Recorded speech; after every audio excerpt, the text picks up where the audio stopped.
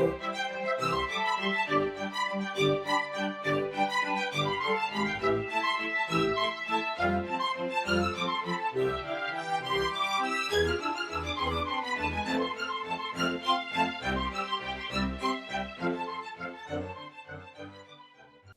to the Secrets of College Planning. I'm your host, Anthony Uva, and we are here in San Antonio at the NCAA convention.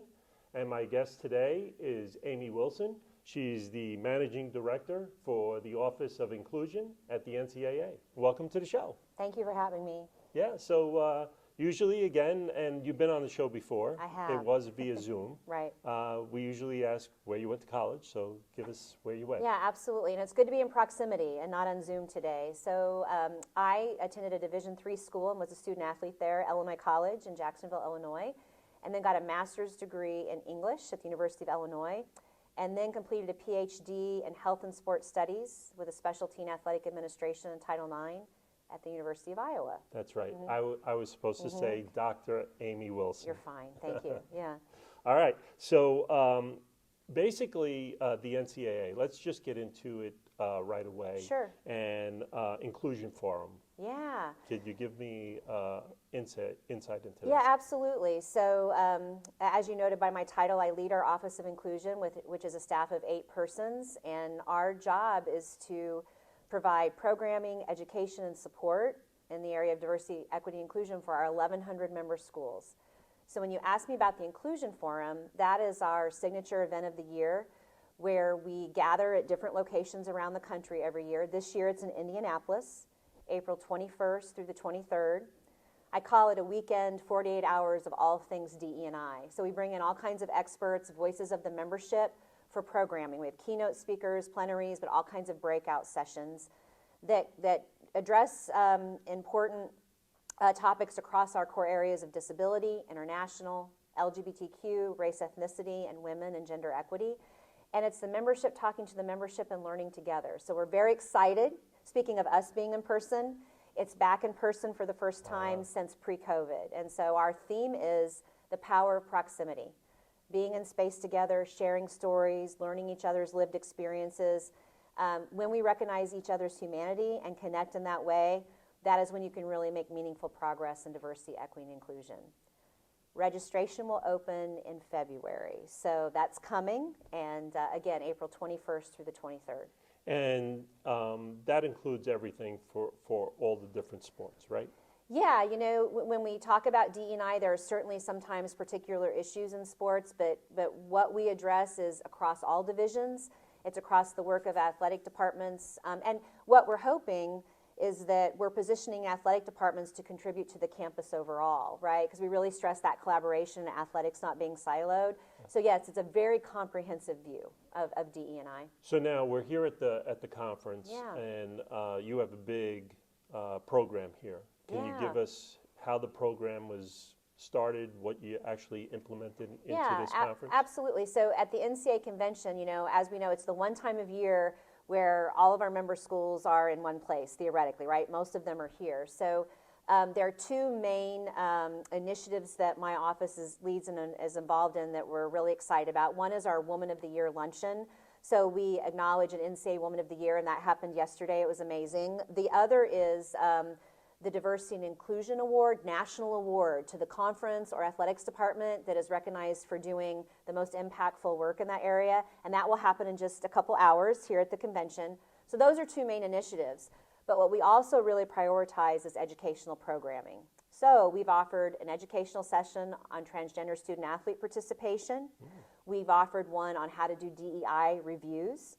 We've offered a 2-hour session on Title IX and gender equity where we had a representative from the Office for Civil Rights, and then our membership talk about how they're achieving equity. So we had a 2-part session there. And then also a session on the Athletics, Diversity, and Inclusion Designee, or the ADID. It's a new designation that all schools in our membership have that is a conduit for diversity inclusion that we communicate with and that's doing DE&I in athletic departments. So we're excited about that, and we really want to empower the person who has that designation. So 5 educational sessions, and we had great turnout for those, and where we could, we recorded those, and they can be available later for those who weren't here. So that last piece, could you go more in depth in what exactly are you doing to help the student athletes and the colleges that are part of it? Yeah, so in terms of the ADID, or just, Yes. yeah. So for the ADID, the Athletics Diversity and Inclusion Designee, we have a platform on our website that explains what it is, that provides resources and tools.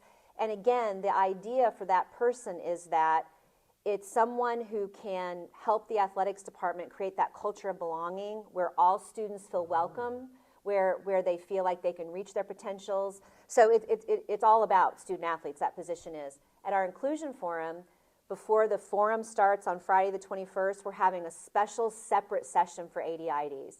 So we hope to have 100 of them there where they can network with each other, they can talk about their successes, their challenges, and we're empowering them with ideas for programming and things that they can take back to their campus.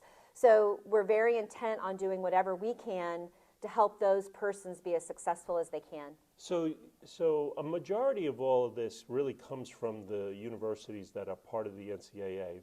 They're coming to you with these kind of issues and saying, how do we fix this? I'm glad you asked it that way. We are absolutely membership driven. When I speak to the membership, if there were a group of parents here or representatives from schools, we work for the schools. The national office is here to serve our schools and conference offices. So we're constantly working to get feedback from them on what are the ways we can best help you. And the really interesting thing about 1,100 schools is that they all have different missions. They're all different sizes. They all have different focuses. So what we really try to do from the DEI perspective is to meet the schools where they are and help them to achieve their goals in those areas. Yeah. Now, can you get into a little of the Title IX and women's sports? So I'm pleased to say that many watching this probably are like, yeah, we've heard it's that 50th anniversary. So last June 23rd, 2022 marked exactly 50 years since Richard Nixon signed Title IX into legislation. So without a doubt, it is a law that opened all sorts of opportunities for education and then athletics as well for the underrepresented sex in higher education. And it just says you can't discriminate based on sex. So the NCAA has led an over a year-long celebration. We started last January at convention and kicked off a celebration that will culminate this April at the Final Four for men and women. Wow. On the women's side, all three divisions, 1, 2, and 3, are having their basketball championship in one location. So one of the things I'm really proud of from a student-athlete perspective is that at all of our championships since last January, we have had branding for Title IX at 50 Everywhere. We've had Title IX T-shirts for all of the championship participants. So pens for the student athletes, like the one that I'm wearing, where student athletes get 2 of these, and they can give one to someone who helped break down barriers for them, who helped them achieve their goals. It was really important to us that this was not just about female student athletes, but male student athletes as well. And so we have included everybody in that celebration. In addition, we released some resources to help schools with gender equity. I mentioned that we did programming here to help schools with that. So it is a celebration and a commemoration, but I will say that after 50 years, we are not where we should be. There's still progress to be made in terms of participation opportunities, scholarship allotments, and in terms of how our student athletes treated in their program, from the way they travel to what they eat to the facilities they play in. All of that is part of Title IX. So we don't enforce the law at the NCAA, but we do have a principle of gender equity in our Constitution. It's my office's job to help support the membership to meet those goals. So now how do you go about fixing that and getting more people involved to enhance it? Well, part of it is just making sure that leaders and athletic departments understand how Title IX works. What does the law actually require? I mean, what does it mean to be in compliance with the law? So a lot of our resources will also help with that.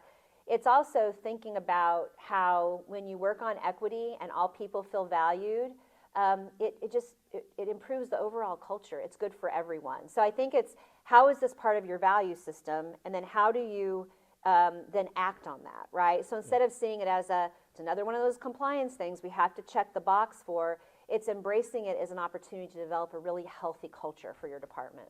So is your office the one that is going to all the different universities and getting them involved and doing things? So we don't enforce the law. We are here as schools reach out to help us, and then we do what we can to make them aware of what we have available. So it's always voluntary for them to use our resources. The only difference would be if the membership were to legislate. So let me give you an example of that.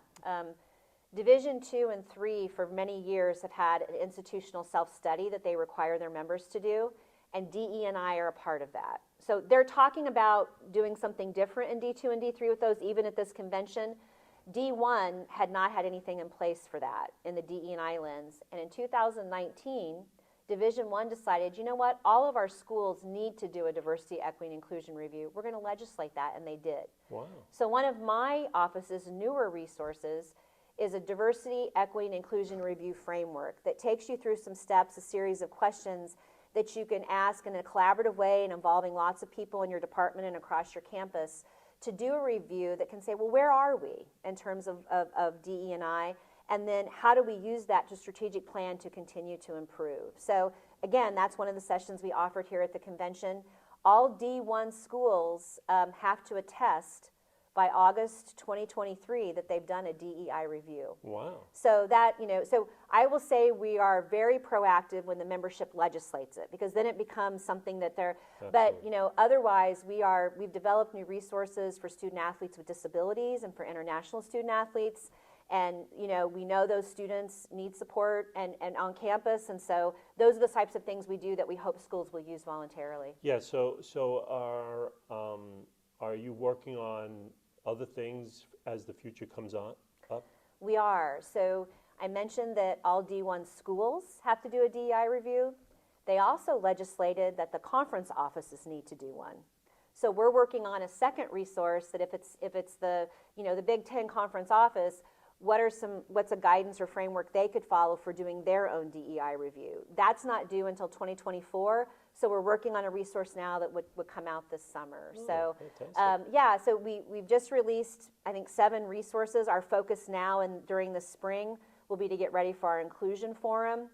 And but we're always listening to the membership and their needs and, hey, what's next? One we're in early steps about is how do you have brave conversations? We know topics about race and ethnicity, LGBTQ, some of these folks are afraid to even enter into them. We're in a very divisive environment in our country right now. So how do we, in a constructive way, talk about key identities and do so with the idea that we better serve our student athletes when those who are supposed to be the role models and teaching and leading them will come together to talk about that. So, we're always thinking about how we can empower our member schools to reach those goals in DE&I. Well, we're coming to the end of our show. Yes. And usually I ask my guests, what advice do you want to give to parents and students that are watching this? Right. And are going to go to an NCAA school? Yeah, absolutely. What advice do you want to give them? Yeah, so I think that as you're on the recruiting trip and you're at schools, I think as you talk to the coaches and the athletics director, I think a great question to ask is, what are some of the diversity, equity, and inclusion initiatives that are happening in your department? If I'm a student, how am I going to feel like I belong here? And if I'm a parent, what are you doing to create a culture here, that will allow my student athlete to thrive? So I think that's an important question. I'll note one other place that parents can look. In the early 90s, the federal government, through an act of Congress, there was legislation that says every school has to turn in equity data to the federal government. So there is a website called the EADA. If you just Google EADA, it's the equity. It's an equity act, and if you go to that, you can see how individual schools are spending their resources, what their kind of overall situation looks like. So again, if you Google EADA and type in a school, you can look at that. And a lot of schools just have the link to it on their website, So there are some things you can do constructively to really think about what kind of culture, and then as you're doing that through DE&I, we do a lot of work with our Sports Science Institute. What about health and well-being and the different measures that are in place there? So that's so important, right, to thriving. And so that's some advice I'd have for parents and student athletes. Well, great. Thank you very much for actually being here in person. Yes, and great to meet you and get to spend time with you. You too. Thank you. Mm-hmm. So you've been watching The Secrets of College Planning. I'm your host, Anthony Uva. Until next time.